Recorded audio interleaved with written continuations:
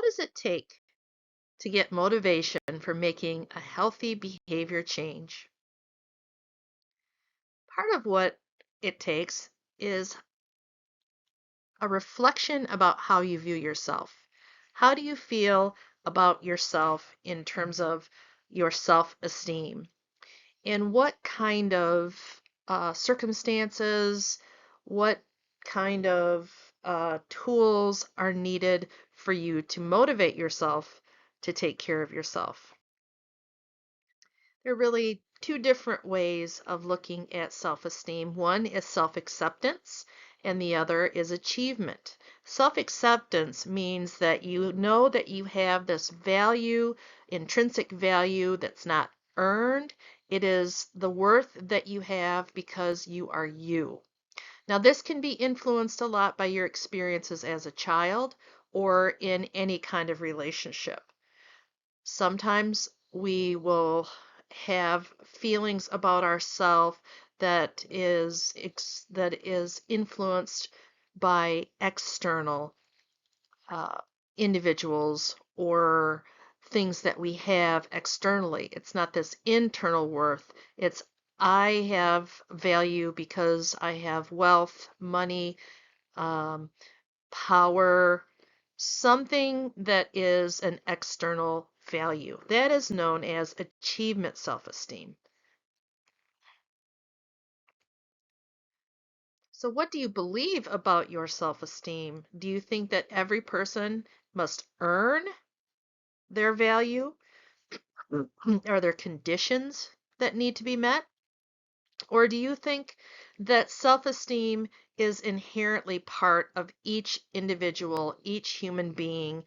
Everyone has that value that is always present. That's part of what I'd like you to ponder a little bit in terms of how you feel about yourself. Part of what we're going to do this semester is, because it is an essential studies course, is we're going to focus on the learning outcome, develop understanding and practices for personal wellness.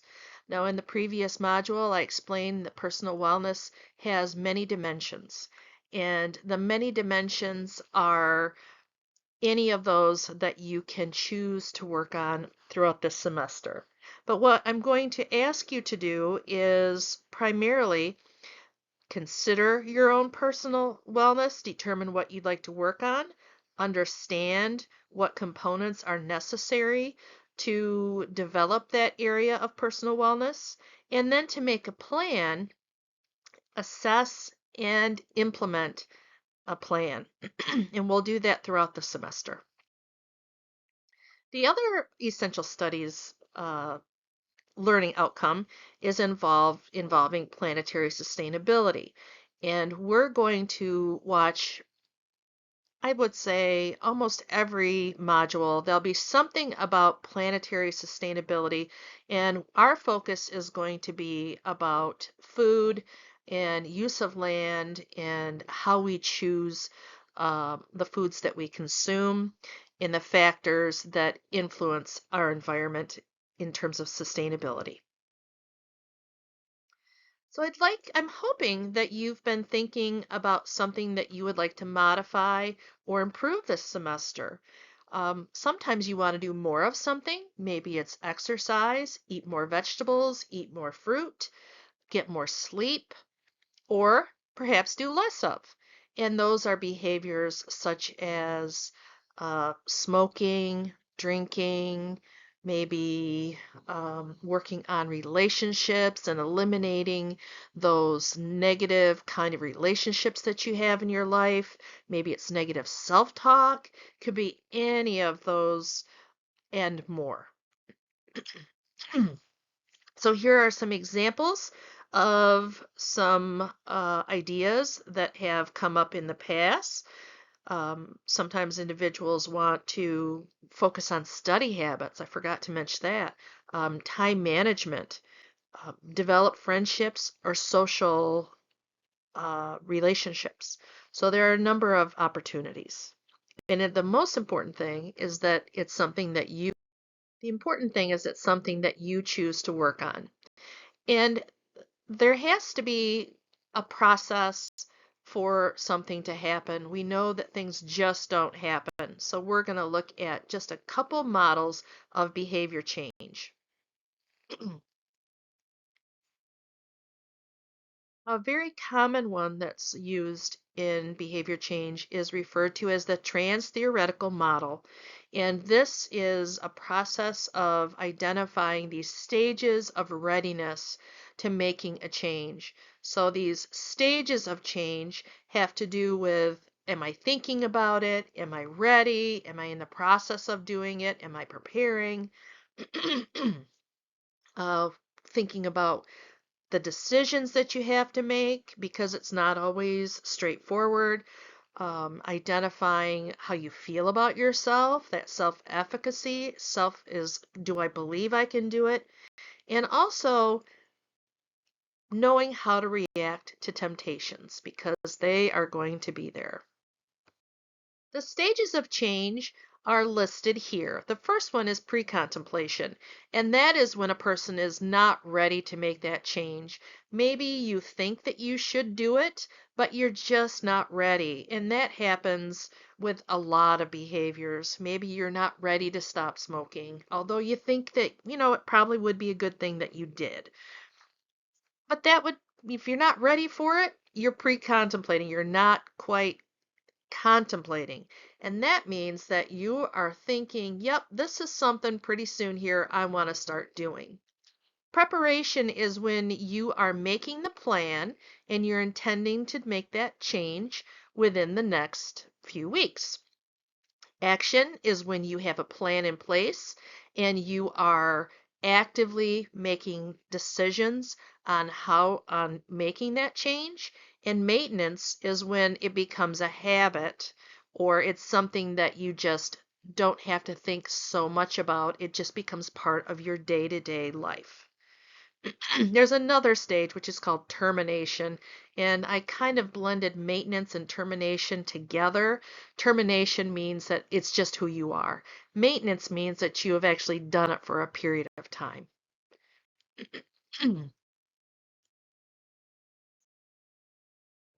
There are a number of processes that are activities that help you to move through these stages. And so, if you are not quite ready, one thing that you can do is you can start to build awareness of why it's important to make that change. So, say you're not really ready to make a change of eating more vegetables, but you can say, well, but I can see that it's really a good thing to eat more vegetables because it's good for my GI tract and it helps my microbiome. That's learning about it. Emotional arousal means that you pay attention to how it feels and how you feel when you're doing that behavior. And maybe you notice a little nudge or niggle that it's uncomfortable. That is something that it works during I'm not ready and I'm thinking about it, contemplation. Reevaluation is really starting to think more about how you have value and that you can see yourself in a new way. Environmental reevaluation is noticing how your behavior may impact or influence others. So, say, for example, you have a very limited diet and make you don't eat vegetables or fruits, well, maybe other people have to make adjustments to when you come over and have dinner, that they have to make sure that they have something special for you. That could be an environmental reevaluation. Now, when you get into the contemplation, social liberation means that you notice that other people are out there that are willing to support you and that you see that there are other options. Self-liberation means that you make choices and commitments in the direction you want to go. Counter conditioning means that instead of the behavior, you substitute something else instead. Stimulus control means that you control or observe, manage the environment. So maybe when you go to a party that there's a lot of snacks, that you're more likely to eat those snacks when you're at that party. Perhaps you can do some eat a little bit before you go so you know that you're not going to be there starving, and so you can manage that a little bit better. Helping relationships means that you recruit someone else that is a support or a workout buddy or someone that's going to do it with you. And reinforcement management is using rewards. And so when you look at that action level, we know that we are utilizing these tools that are going to substitute, um, help us to control our environment, use rewards, and help to support our process of change. Decision balance is when you determine the advantages and disadvantages. So that's kind of like, well, if I make this decision, I'm not getting as close to my desired goal, but you make that decision based upon the pros and cons. Self-efficacy is feeling that you have the confidence to do it, and temptation means that there are always going to be temptations. And so we plan for them. We plan for them by um, bringing something with us. So I don't eat very much gluten because I have a predisposition to celiac disease, and it's in my family. And so I try to stay away from it. So when I go to a I bring something that is gluten free, so I know that I'll have something, but I also have something that other people will enjoy as well. So that is planning for my temptation. Self-determination theory means that it's the belief that you have the autonomy, competence, and relatedness, these needs to have a supportive environment. So we have this tendency to want to do good things, and we recognize that we ourselves are in charge. We build that competence and capacity to do it, and that there are other individuals that are also on that same path.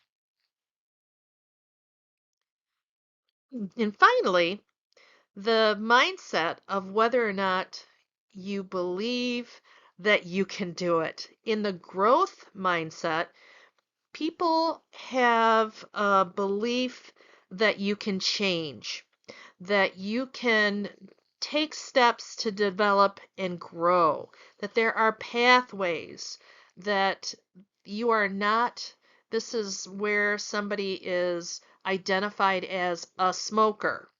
That is fixed. A fixed uh, a fixed mindset means that you identify as that behavior. A growth mindset means that that behavior is separate from you, that you don't have to be a smoker. You don't have to be that behavior, right? It means that you have a way forward to be able to change. When you create a plan, you give yourself the following advantages. Your personalized plan deals with assessing where you currently are. Next module, I'll give you a overview of what a SMART goal is. You'll create your plan and you'll track your progress and make adjustments throughout the semester.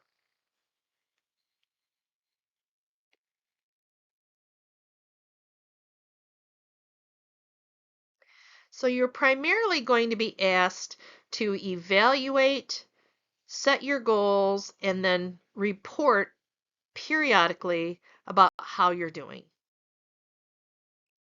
And it is important to recognize that if you have family, friends, someone that's encouraging us along the way, and maybe even doing it with us, that we're going to be more successful to control our behavior. And it also is really great when you get the opportunity to do this with another person and support them. So that's our first lesson